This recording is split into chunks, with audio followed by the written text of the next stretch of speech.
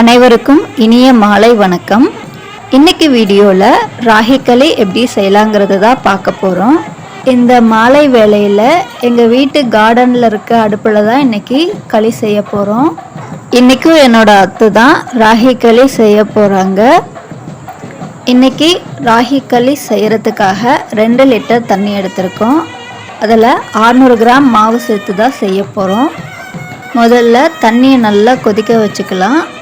அதிலிருந்து பாதி அளவு தண்ணியை எடுத்து வேறொரு பாத்திரத்தில் மாற்றிக்கலாம்.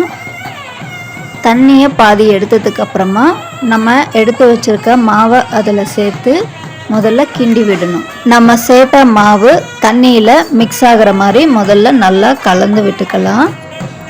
விறகு அடுப்பில் களி சமைக்கணும் அப்படின்னா இந்த 2 விஷயங்கள் முக்கியமாக தேவைப்படும்.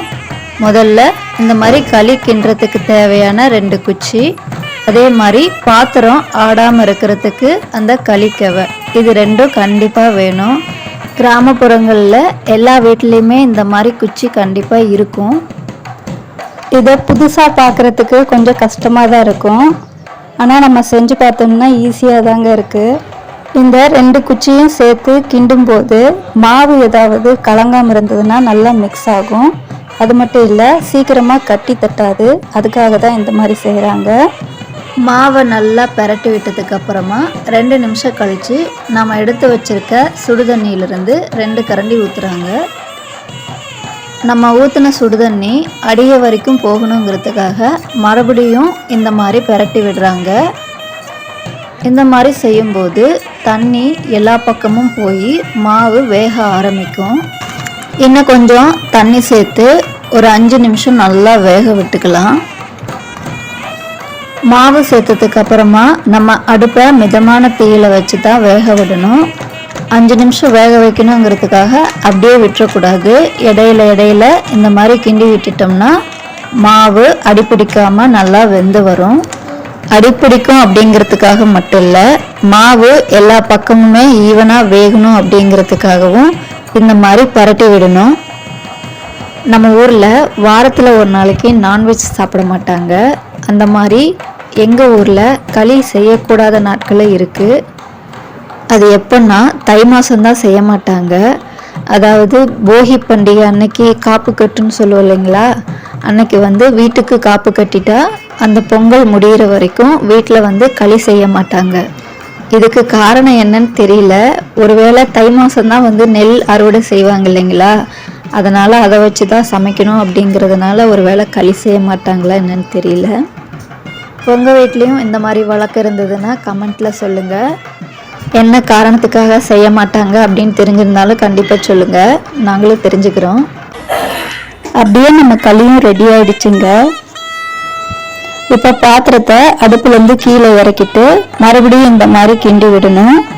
இது எதுக்காகனா சின்ன சின்ன கட்டி ஏதாவது இருந்தால் கூட உடஞ்சி களி நல்லா நைஸாக வரும். அதுக்காக தான் இந்த மாதிரி கிண்டி விடுறாங்க. களியை அடுப்புலேருந்து இறக்குனதும் சுட சுட சாப்பிடும்போது அதோட டேஸ்ட்டு அவ்வளோ சூப்பராக இருக்குங்க.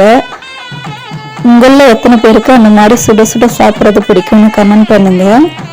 இப்போ சாப்பிட்றதுக்கு எடுத்தது போக மீதி இருக்க களியில் ஹாட் பேக்கில் போட்டு வச்சுட்டிங்கன்னா சூடாக இருக்கும். மீதியான களியில் தண்ணி ஊற்றி வச்சுருந்து காலையில் மோர், சின்ன வெங்காயம், வரமிளகா வத்தல் இதெல்லாம் சேர்த்து சாப்பிடும்போது அவ்வளோ அருமையாக இருக்கும். அதே மாதிரி வெயில் காலத்தில் கூழ் மாதிரி செஞ்சு சாப்பிடும்போது உடம்புக்கு அவ்வளோ குளிர்ச்சியாக இருக்கும். இந்த மாதிரி ஏதாவது ஒரு விதத்தில் ராகியை எடுத்துக்கும் போது உடம்புக்கு தேவையான கால்சியம் இதிலிருந்து கிடைக்குதுங்க. கால்சியம் தான் பால்லே இருக்குன்னு சொல்றீங்களா, ஆனால் பாலில் இருக்கிறத விட மற்ற பொருட்கள்ல இருக்கிறத விட 5-30% அதிகமான கால்சியம் இந்த ராகியில தாங்க இருக்கு. அதனால தான் வாரத்துக்கு ஒரு வாட்டியாவது ராகி சேர்த்துக்கோங்க அப்படின்னு சொல்றேன். ஒரு களி சாப்பிட்றதுக்கு இவ்வளோ கஷ்டப்பட்டு வேலை செய்யணுமா நினைப்பீங்க. ஹெல்தியான ஒரு விஷயம் வேணும்னா கண்டிப்பாக கஷ்டப்பட்டு தாங்க ஆகணும்.